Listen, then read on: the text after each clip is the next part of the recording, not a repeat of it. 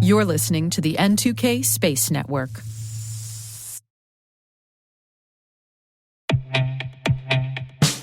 And now, a message from Black Cloak. Did you know the easiest way for cyber criminals to bypass your company's defenses is by targeting your executives and their families at home? Black Cloak's award-winning digital executive protection platform secures their personal devices, home networks, and connected lives. Because when executives are compromised at home, your company is at risk. In fact, over 1/3 of new members discover they've already been breached. Protect your executives and their families 24/7, 365 with Black Cloak. Learn more at blackcloak.io.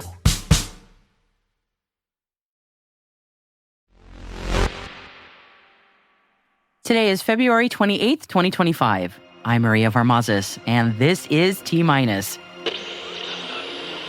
T-minus 20 seconds to LOS T-Drift. Go for deploy. Roger, roll.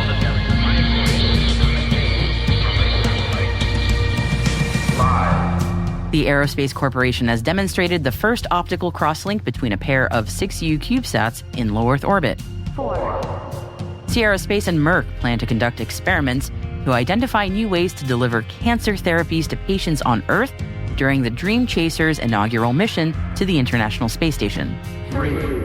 Varda Space has retrieved their W2 capsule from the Kuniba test range after completing the first commercial space re-entry in Australia. 2. Skylo has raised $30 million in an oversubscribed funding round. 1. Rocket Lab shares financial updates and pushes back the Neutron's inaugural flight to the second half of the year. 0.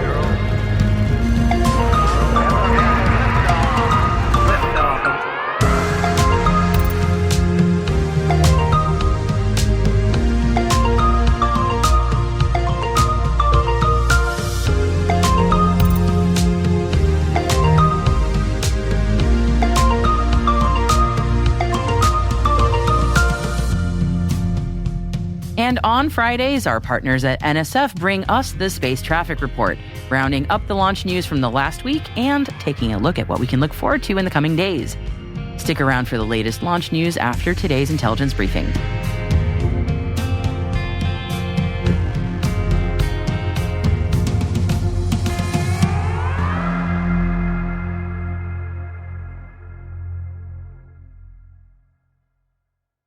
And we're kicking off this Friday Intel briefing for you with a financial update from Rocket Lab. Despite the company posting a 121% increase in revenue year over year, stock in the launch company dipped after trading. Now, I'm sure you're all asking what I'm asking. Why? Well, it seems that investors were not happy with 2025 Q1 guidance, or the fact that Rocket Lab's medium-lift vehicle Neutron has had its inaugural launch pushed back into the second half of the year. But it's certainly not all doom and gloom for Rocket Lab. They used the investors' call to share details of a new ocean landing platform and announced a multi-launch deal with IQPS. Rocket Lab has purchased a barge that will serve as a landing platform for the Neutron, which they have dubbed Return on Investment. And that is a great name. We have come to expect that from Rocket Lab after all. The barge is about 120 meters long and will be converted into a landing platform for missions starting in 2026. As for the deal with Japan's Kyushu Pioneers of Space, or IQPS, the newly signed deal follows an earlier multi-launch contract from 2024 and brings the total number of booked dedicated Electron launches for IQPS to 8. Across both bulk orders, 6 missions are scheduled for launch in 2025 and 2 in 2026. Can we also note that the pushback on the Neutron's launch schedule is minor? It was due to launch this summer, and we believe that the stock will bounce back for Rocket Lab very soon. Skylo has raised $30 million in an oversubscribed funding round. The company is working to deliver commercially available, seamless, direct-to-device satellite connectivity. And the US-based company has expanded its commercial coverage area with the addition of Brazil, Australia, and New Zealand, plus additional regions, after having just introduced its service on major Tier 1 smartphones and partner carriers.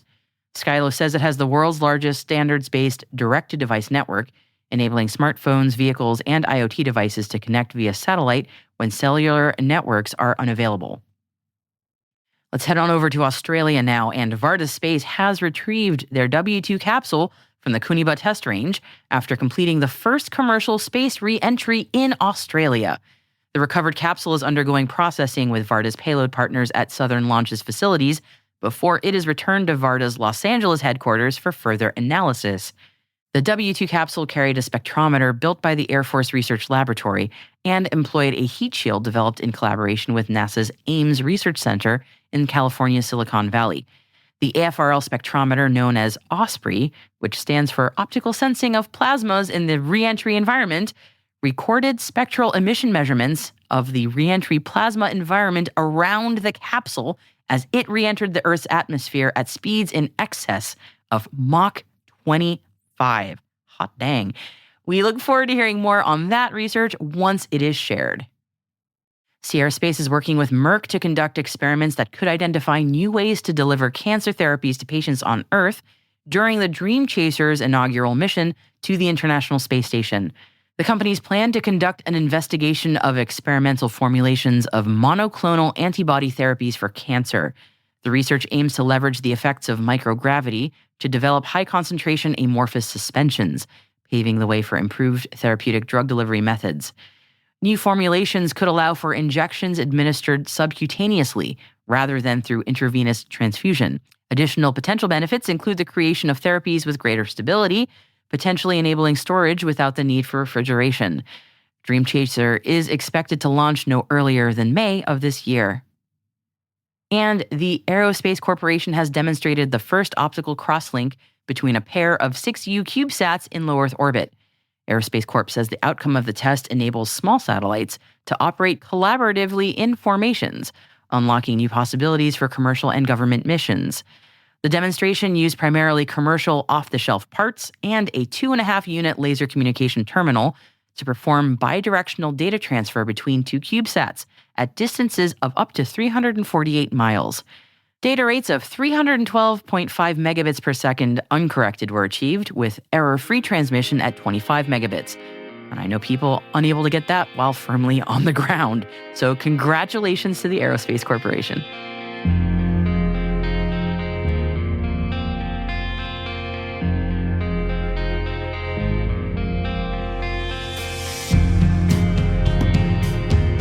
And that concludes today's Top 5 Intelligence Briefing. N2K senior producer Alice Carruth has more on the stories that we didn't have time to mention. Alice? Thanks, Maria. We've included links to 3 additional stories today in the selected reading section of our show notes. 2 are on upcoming launches, which NASA spaceflight will be covering in the Space Traffic Report, which is coming up shortly. And the other is on Auburn University's Applied Research Institute's $11.4 million DoD contract for a critical space defense project. And Alice, where can our listeners find those links? As always, you can scroll through the podcast notes to find links to further reading. We also have those links featured in the lower half of the page for each episode that can be found at space.n2k.com. Hey, T-Minus crew, tune in tomorrow for T-Minus Deep Space. It's our show for extended interviews, special editions, and deep dives with some of the most influential professionals in the space industry. And tomorrow, we have Liam Kennedy talking about CEN's new 4K live streaming service from the ISS. Check it out while you're spring cleaning, running kids to their various activities, or just catching up on some much-needed rest time. And by the way, this video from CEN is really cool. You should check it out on YouTube if you have a moment. You don't want to miss it.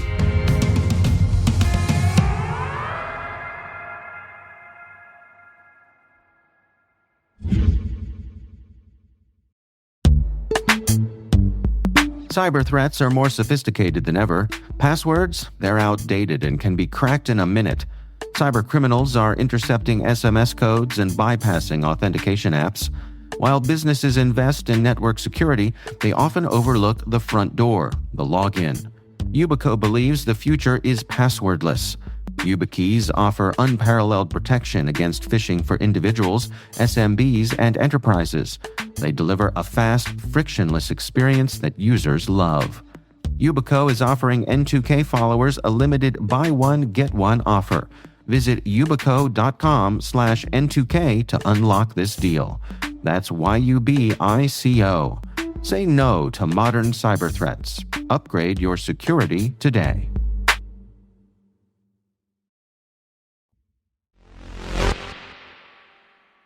Elysia Siegel from NASAspaceflight.com has our latest space traffic report.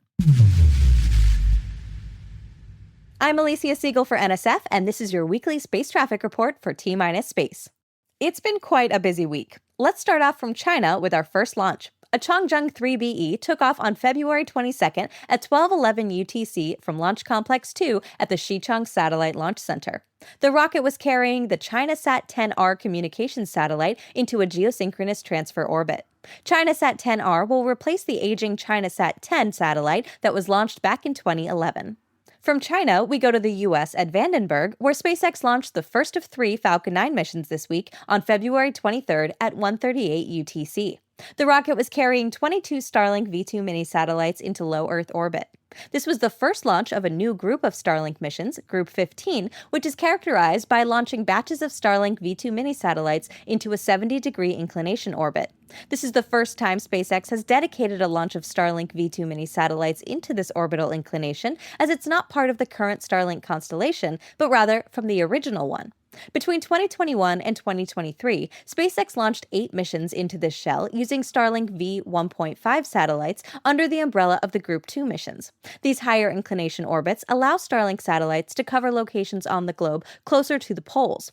With the Group 15 missions, SpaceX will be able to replace the old V1.5 satellites with the new and much more improved Starlink V2 minis, offering better coverage to those higher latitudes of the globe. The first stage for this mission, B-1082, was flight-proven, as usual, and was flying for an 11th time. It successfully returned to Earth, landing on SpaceX's drone ship, Of Course I Still Love You. After that, we had another launch of Blue Origin's New Shepard rocket from the company's launch site in West Texas. The 30th launch of New Shepard started off on February 25th at 15:49 UTC, carrying 6 passengers on a suborbital ride to space. 5 of the 6 passengers for this mission were Jesus Calleja, Elaine Hyde, Tushar Shah, Richard Scott, and Lane Bess. The 6th passenger decided to not disclose their identity, although they can be seen wearing Blue Origin's flight gear with stitching that says R. Wilson on it. All but one of the passengers were first-time riders of New Shepard, with Bess having flown previously on the NS-19 mission back in December of 2021. Blue Origin was flying an older New Shepard booster from the fleet, Tail 4, flying for a 13th time on this mission, along with the crew capsule RSS First Step. After those 3 launches, most of the space traffic activity of the week fell on February 27th, with 4 launches and 1 re-entry. What's even more amazing is that the first of these launches went to the moon. A Falcon 9 rocket took off on February 27th at 16 minutes past midnight UTC from Launch Complex 39A in Florida. It was carrying the second Intuitive Machines lunar lander and 3 other rideshares into translunar injection. Intuitive Machines' second Nova C lander, nicknamed Athena, is the 4th in a series of missions under NASA's Commercial Lunar Payload Services contract, also known as CLPS, and is headed for the southern polar regions of the moon.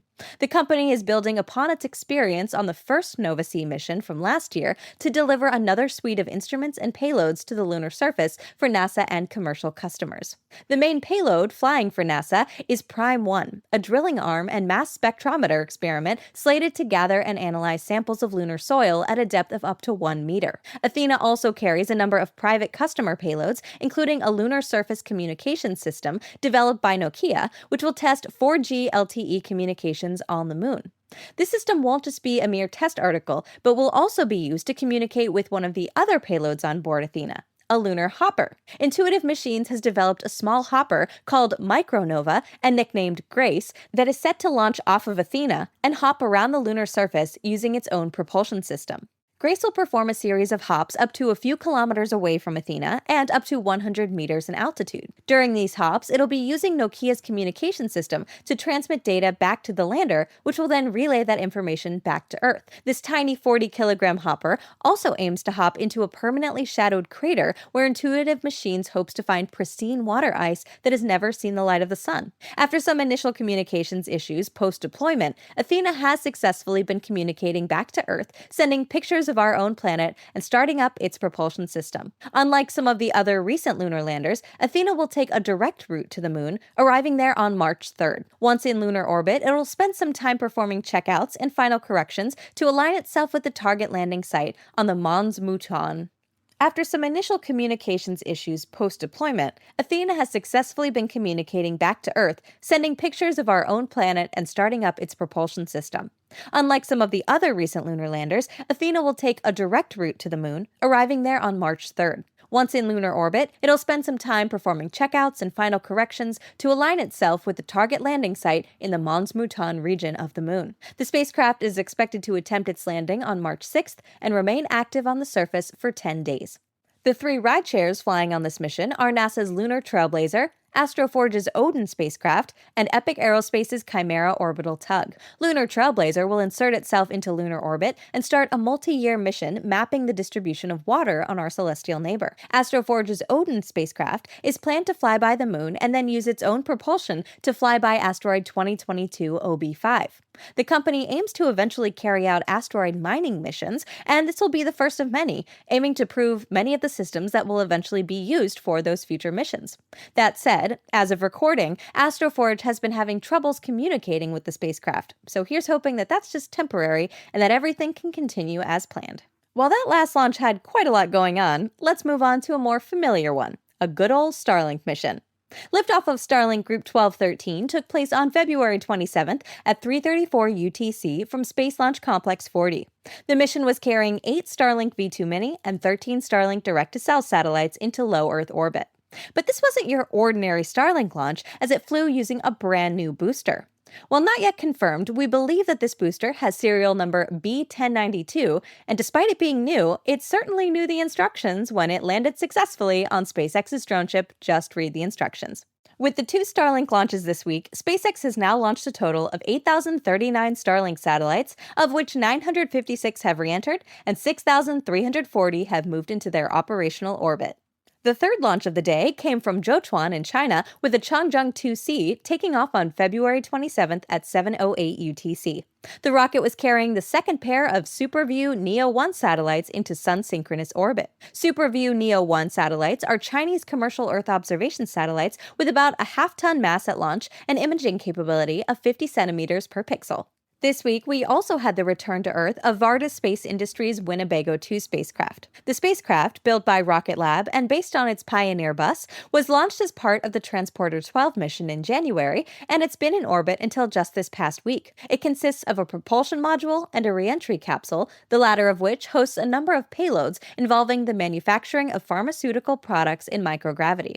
The capsule also included a payload from the Air Force Research Laboratory to study dynamic plasma during re-entry, using the capsule as a hypersonic testbed. The propulsion module conducted a de-orbit burn on February 27th at 13:52 UTC that initiated the spacecraft's return to Earth. According to the company, capsule separation should have happened at 14:22 UTC, followed 17 minutes later by parachute deployment ahead of a soft touchdown at the Kuniba test range in South Australia. And the final launch of the week took place from Kazakhstan, with the Soyuz 2.1A rocket launching the latest Progress resupply vehicle to the International Space Station. Liftoff happened on February 27th at 21:24 UTC from Site 31-6 at the Baikonur Cosmodrome. The Progress MS-30 spacecraft is carrying about 3 tons of food, fuel, and supplies to the orbiting outpost. Prior to the launch of the spacecraft, the Progress MS-28 spacecraft departed the station on February 25th at 2017 UTC. This was done to make way for this latest Progress, which is scheduled to dock to the aft docking port on the Zvezda module on March 1st at 23:03 UTC. The spacecraft will then remain attached to the ISS for about 6 months, adding extra cargo space for the station and providing regular reboosts of its orbit. And barring any surprises, that was the 20th and final launch of February. The world wraps up the second month of the year with a total of 41 launches, 25 of them performed by SpaceX's Falcon 9 rocket. Coming in second is China, as usual, with a total of 9 launches so far in 2025, and this month we saw the first launches by Japan and Russia, who had yet to launch anything this year. Going into next week, we'll have a lot more activity, starting off with the launch of a Kuaizhou 1A rocket from China. The roughly 45-minute launch window for this mission is set to open on March 1st at 9:51 UTC. Next week in deep space, NASA's Europa Clipper will be flying by Mars as part of its long trek to Jupiter and its moons. Europa Clipper should be coming as close as 884 kilometers from the surface of the red planet, with that closest approach set to happen on March 1st at 17:57 UTC. Down here on Earth, there are a number of Falcon 9 launches scheduled for next week, beginning with the Starlink mission out from Florida. That launch has a planned 4-hour launch window set to open on March 2nd at 1:57 UTC. From China, we'll also have a Series 1 rocket taking off from Zhochuan no earlier than March 2nd at 8:10 UTC. Right around that time, Firefly's Blue Ghost lander should be starting its descent to the lunar surface. That landing should be taking place on March 2nd at 8:34 UTC at the Mare Crisium region of the Moon. Next week, there will also be a Soyuz 2.1B launch from Plesetsk carrying the GLONASS K2 No. 14L satellite into a medium Earth orbit. The launch is currently scheduled for an instantaneous launch window on March 2nd at 22:22 UTC. Back in the U.S., a Falcon 9 will lift off from California on March 3rd at 3:09 UTC. The main passenger on this flight is NASA's spectrophotometer for the History of the Universe Epoch of Reionization and Ices Explorer, or SPHERE-X telescope that will explore the origins of the universe. SPHERE-X will be joined by 4 small satellites for NASA's Punch mission, which will study solar wind. All 5 satellites on this flight will be deployed into sun-synchronous orbits, and the booster will return to its launch site and land at Landing Zone 4. Next, we'll have the second flight of Ariane 6, this time carrying a French reconnaissance satellite into orbit. Liftoff is scheduled for March 3rd at 16:24 UTC from the Guyana Space Center. Also next week, we'll have the 8th launch of SpaceX's Starship rocket. The company had originally targeted February 26th for this launch, which was then moved to February 28th, and more recently was rescheduled to March 3rd. The launch window for that mission will last for roughly 1 hour and open at 5:30 p.m. Central Time, or 23:30 UTC. SpaceX moved the Super Heavy booster for this launch, Booster 15, out to the launch site for flight, but has yet to transport the second stage, Ship 34, as of recording. The company aims to carry out what it planned to do on Flight 7, but was never able to accomplish due to Ship 33's breakup during flight. Additionally, just recently, SpaceX received a modified launch license from the FAA, including, for the first time, wording that will allow orbital flights of Starship in the future. As always, we'll be live for launch coverage and also for pre-flight updates through our Countdown to Launch streams. Another Falcon 9 will be launching next week from Florida, carrying more Starlink satellites. The 4-hour launch window is set to open on March 4th at 6:28 UTC. Over on the West Coast, SpaceX is also gearing up to launch its next transporter mission as part of the company's SmallSat rideshare program. The launch is currently scheduled for March 6th at 6:39 UTC, so get your coffee ready for that one. As mentioned earlier, next week we'll also have the landing of Intuitive Machines' Athena lander. The landing is currently scheduled for March 6th, with the exact landing time still undisclosed. And at the end of the week, we'll have yet another Starlink mission from Florida, with a 4-hour launch window set to open on March 7th at 14:09 UTC. I'm Alicia Siegel for NSF, and that's your weekly space traffic report. Now back to T-Minus Space.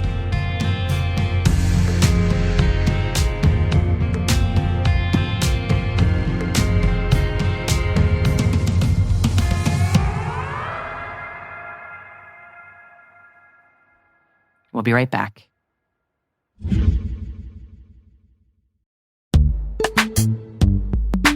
And now, a message from our sponsor, Zscaler, the leader in cloud security. Enterprises have spent billions of dollars on firewalls and VPNs, yet breaches continue to rise by an 18% year-over-year increase in ransomware attacks and a $75 million record payout in 2024. These traditional security tools expand your attack surface with public-facing IPs that are exploited by bad actors more easily than ever with AI tools. It's time to rethink your security.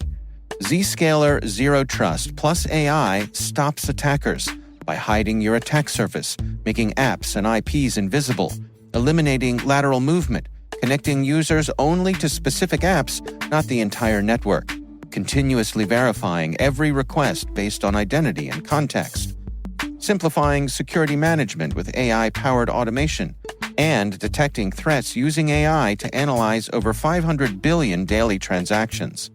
Hackers can't attack what they can't see. Protect your organization with Zscaler Zero Trust and AI. Learn more at zscaler.com/security.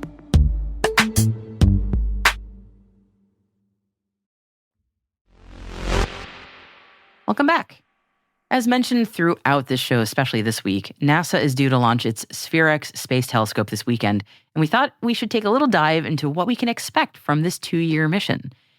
The spectrophotometer for the history of the universe, epoch of reionization, and ICE's explorer, better known more concisely as SphereX, plans to survey the sky in optical as well as near-infrared light, which, though not visible to the human eye, serves as a powerful tool for answering cosmic questions.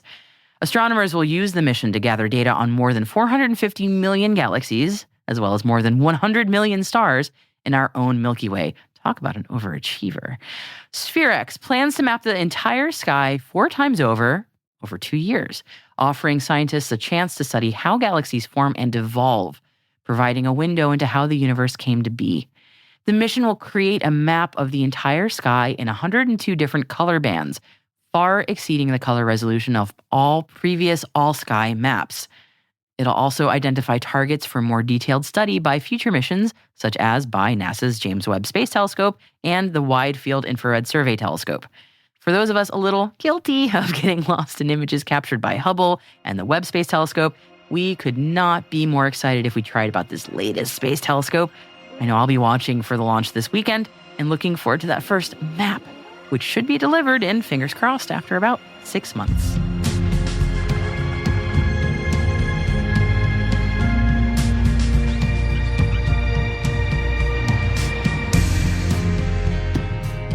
And that's it for T-Minus for February 28th, 2025, brought to you by N2K Cyberwire.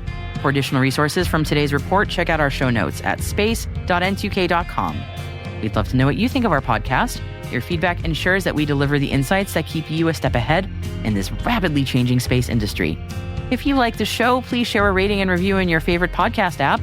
Also, please fill out the survey in the show notes or send an email to space@n2k.com. We're privileged that N2K Cyberwire is part of the daily routine of the most influential leaders and operators in the public and private sector, from the Fortune 500 to many of the world's preeminent intelligence and law enforcement agencies. N2K makes it easy for companies to optimize your biggest investment, your people. We make you smarter about your teams while making your team smarter. Learn how at n2k.com. N2K senior producer is Alice Caruth. Our producer is Liz Stokes. We're mixed by Elliot Peltzman and Trey Hester, with original music by Elliot Peltzman. Our executive producer is Jennifer Iben. Peter Kilpie is our publisher. And I am your host, Maria Varmazes. Thanks for listening. Have a fantastic weekend.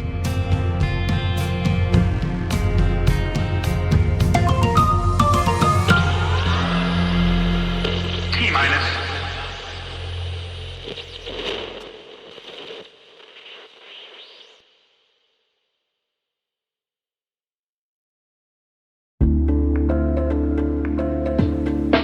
Hey everybody, Dave here. Have you ever wondered where your personal information is lurking online? Like many of you, I was concerned about my data being sold by data brokers. So I decided to try Delete Me. I have to say, Delete Me is a game changer. Within days of signing up, they started removing my personal information from hundreds of data brokers. I finally have peace of mind knowing my data privacy is protected. Delete Me's team does all the work for you with detailed reports, so you know exactly what's been done. Take control of your data and keep your private life private by signing up for Delete Me. Now at a special discount for our listeners. Today, get 20% off your Delete Me plan when you go to joindeleteme.com/N2K and use promo code N2K at checkout.